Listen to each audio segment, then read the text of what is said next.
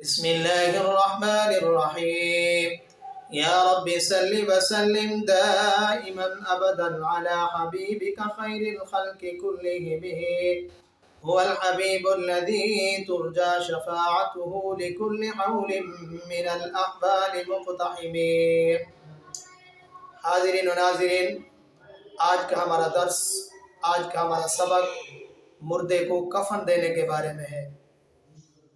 مردوں کا کفن 3 کپڑے ہیں، 3 کپڑوں میں ان کو کفن دینا سنت ہے۔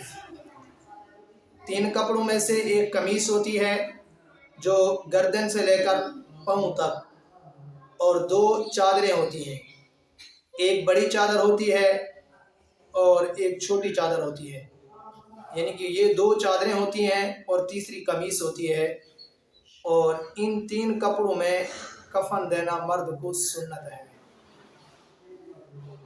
حاضرین و ناظرین، یاد رکھیے یہ مرد کا کفن ہے، عورت کے کفن کے بارے میں نہیں ہے یہ بات۔ عورت کے 5 کپڑے ہیں، 3 کپڑے یہی ہیں اور چوتھا کپڑا سینہ بند ہے، یعنی بغل سے لے کر گھٹنوں تک، یہاں تک جو ہے ایک کپڑا ہوتا ہے، چوتھا یہ ہے، 5واں اوڑھنی ہے، یعنی جسے ہم دوپٹہ کہتے ہیں۔ یہ 5 کپڑے ہیں عورت کے کفن کے، یہ 5 کپڑے ہیں۔ عورت کو 5 کپڑوں میں کفن دینا سنت ہے، مرد کو 3 کپڑوں میں کفن دینا سنت ہے۔